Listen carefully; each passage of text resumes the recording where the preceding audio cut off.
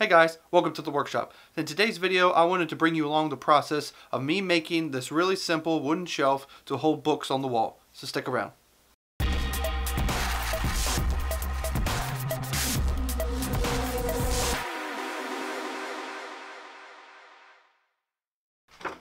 So to begin this project, I first just took a 1x4 lumber and cut it to length. This shelf was going to be 20 inches wide, so I had to cut it 21.5 inches to take into consideration the two 3/4 inch boards that were going to be on the side. Now I found it easier to cut the miter first on the board that was going to join the other board, and then measure for the height and cut that. That way I wouldn't have to hold this small little piece on my miter saw when I cut it. And then just repeated the process again for the other side.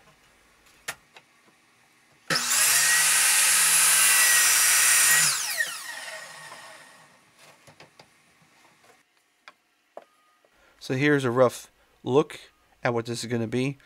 So next I needed to measure for the center piece that was going to actually hold the books back. And for that board, I wanted to cut that to make a strip that was going to be 1/4 inch by 1 inch by about 20 5/8 of an inch. So here I am just milling down that lumber down to the size that I wanted it to be. Now I used a piece of poplar for this because I wanted something that was going to be a little stronger than just the pine that I was using for the shelf itself.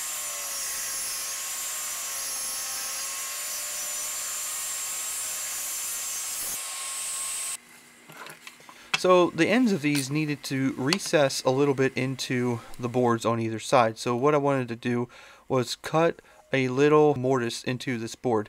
And once again, I measured it 1/4 inch by 1 inch.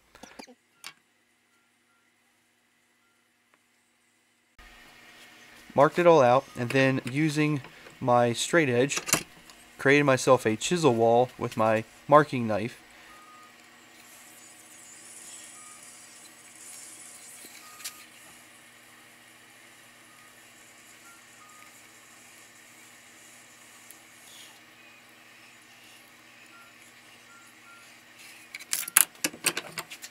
And then went to my drill press using a 1/4 inch Forstner bit and just tried to hog out as much as I could before going and cleaning it up with a chisel. And I drilled it down to be only about 1/4 inch into this wood.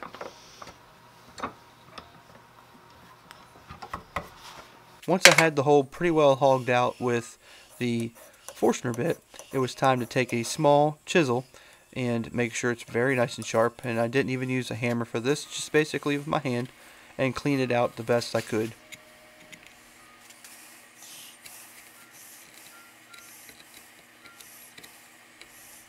And give it a little test. Fits great.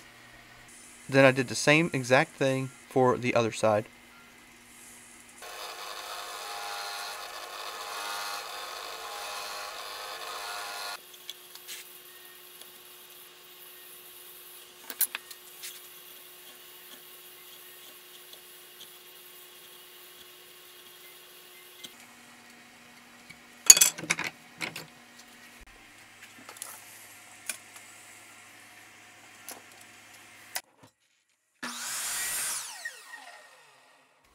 To put this together, I just decided to use air nails because mainly this whole thing was going to be painted, and so you wouldn't see any wood grain, you wouldn't see anything. That's why I used two different types of wood. Wasn't too concerned about that, and the air nails really just kind of sped the process up, and they were very well hidden by the time everything was painted.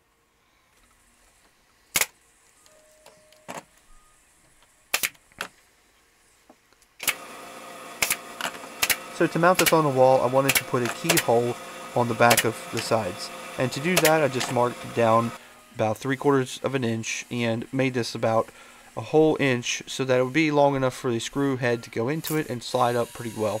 But unfortunately, I did not really pay attention to the camera angle, and so you do not see me actually cutting this. But I used a keyhole bit in my palm router, and this is actually the same palm router I did a review on. If you're interested in that video, there'll be a little link in a card up above. After that was done, it was just time to hand sand it. I just decided to use a piece of sandpaper and hold it by hand because it really was pretty smooth to begin with. And so using some white paint primer, I pretty much just tried to use up what I had. I went ahead and spray bombed this thing.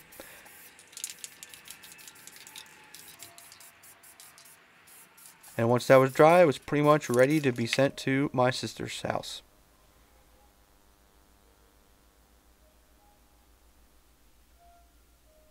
So guys, I really hope that you enjoyed this video.